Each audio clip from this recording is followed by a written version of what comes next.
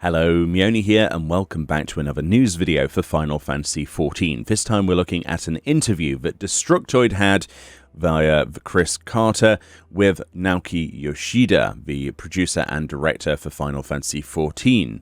So they sat down recently and did this interview. It's quite interesting read. I would definitely recommend it. A link will be in the description. Go and give Destructoid some love, because I think it's fantastic to have this breath of fresh air currently in a world situation that where interviews are not really happening that much, but it's really nice to see that we got this one. So thank you so much, Chris Carter and Destructoid, for posting this. Let's share it together. So let's read through this. So Destructoid starts off with saying, how do you possibly manage to stuff all the content that you do in each major patch? It's not just PvE content, but nearly every facet of the game is upgraded with quality of life changes. To this, Yoshi says, we are able to achieve this volume of content in each patch due to a few key elements: the ongoing efforts of each of the development team members, our management team expertly keeping everything on schedule and under control, and the continued support of our infrastructure team. However, I feel the most important factor is our planning of all content implementation, even years in advance. 5.3 had already completed implementation plan even before development of Shadowbringers was complete. As the producer and director of the title, I began the planning by creating an initial draft, and then we share it with our team leads, who will discuss within their teams and iron out the details. In this way, we avoid just having my recommendation be the final say, but I'll take feedback and suggestions from each division on content they'd like to make improvements or adjustments to, and after deciding on the overall direction, we would add the specifics into the content implementation plan.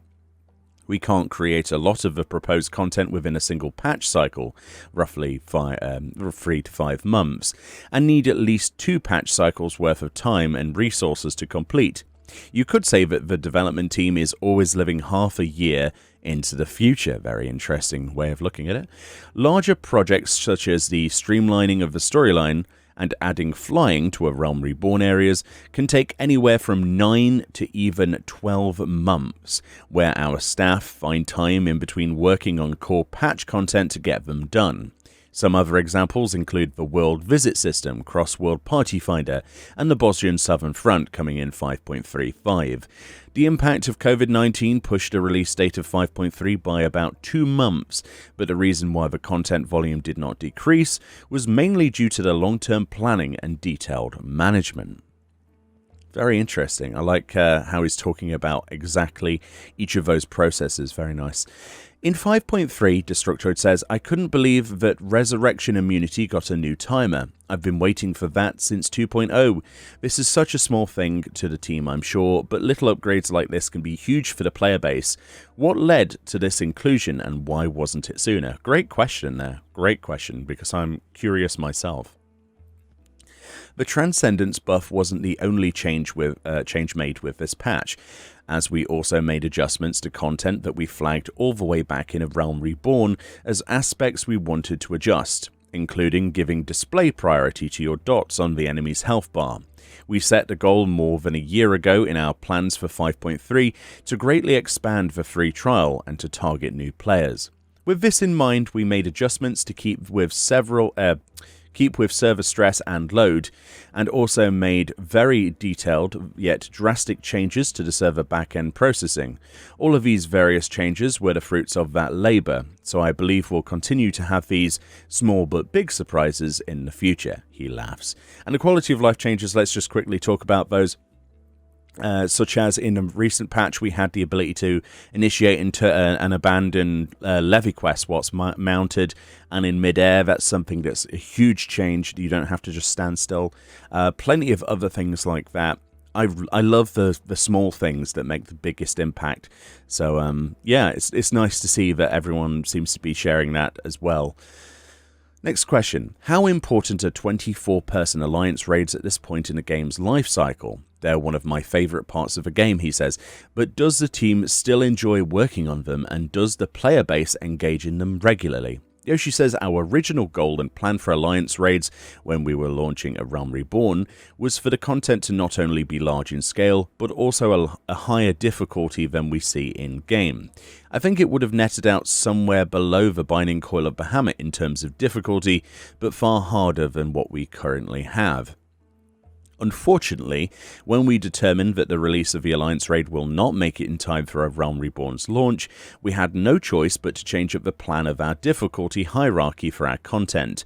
We thought players would feel suffocated if we just had high difficulty content, so Alliance raids were positioned as a more casual type of content, even if they were sometimes wipes along the way. This turned out to be well received, and we were also very satisfied with the current difficulty level. We plan to continue including this as one of our main forms of content. I also think we are able to keep this content fresh and exciting both because of the staff growing through their experience on the team and also by shifting around members who work on Alliance raids. Alliance raid bosses tend to have simpler mechanics in comparison to Savage difficulty raids, so it's a perfect type of content for new and intermediate staff to tackle. I could see them working on this to hone their skills in creating raid content and then move along to working on Savage battles. This is also a great way to make sure that the same staff isn't working on the same type of content. We also specifically asked staff if they would like to work on certain content after we've solidified some of the basic ideas and information, and I think this may have been a major factor in helping create new high-quality content. When it came to the Nier crossover, of course, all of our staff replied, "I want to work on it," he laughs. Very interesting. I like the approach there in terms of development where Yoshi's basically saying that we use Alliance raids as a bit of a test bed because of their casual approach, so that it's nothing too difficult. There's nothing that's going to cause too much backlash per se because everything's tested. It's an interesting way, isn't it? It really is, and I like the direction of getting someone new on it all the time. That's quite refreshing. You don't see that a lot on this sort of industry level. What percentage of players, it's asked next, would you say regularly engage in PvP activities in 14? How happy are you with the PvP element of the game? I think it's evolved quite a bit. So the answer is, we have been able to increase the overall number of modes available for players in PvP, and we're trying to steer it down a slightly more casual and accessible route. From this, we've seen a steady increase in the overall number of players participating in PvP content, especially for Frontline. There are many people that casually enjoy the content, and we do our best to try and accommodate any feedback we receive, most notably through ability adjustments, sometimes subtle, sometimes drastic. We decide on the direction to take the adjustments for each job based on such things as each job's win rate in matches or how often it's played in comparison to other jobs, and then we analyze abilities and determine the appropriate adjustments. We do have some future plans in store for PvP, but we would appreciate your patience until we are ready to make those announcements. Interesting. I'm dying to see what they do.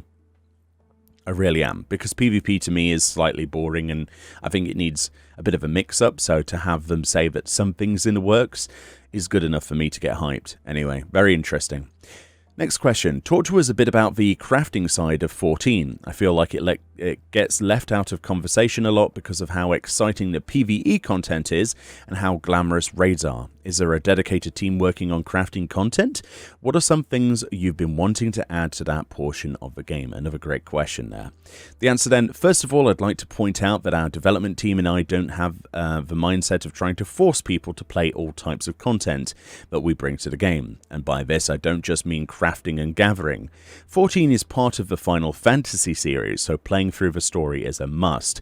There are battles within the story, and many of the players like to battle, so naturally battle content becomes the main element. At the same time, modern day gamers are busy with a lot of things outside of playing games, spending time with the family and loved ones, engaging in social media and like. Our mindset is to have the players pick and choose what they want to play within their schedule, so we never feel like it is being left out. We indeed have a dedicated game design team called the Non-Combat Team, who not only specialize in crafting and gathering content, but they also take care of housing. Interesting. That team is made up of around 6 or 7 game designers, as well as a dedicated programming team, who all work alongside the UI team to help create those gameplay elements that enrich the player experience in Eorzea. We have future plans in store for content from these teams, so stay tuned. We're planning to make announcements at one of the Letter from a Producer live streams down the line. I'm excited. So what else could there even be for crafting and gathering and housing stuff? I think the main thing on everyone's question is Ishgard housing ? So that's probably where that announcement's going to be coming from. I don't know if it'll be anything more than that. But yes, that's the question on everyone's tongue at the minute, isn't it? Next question then.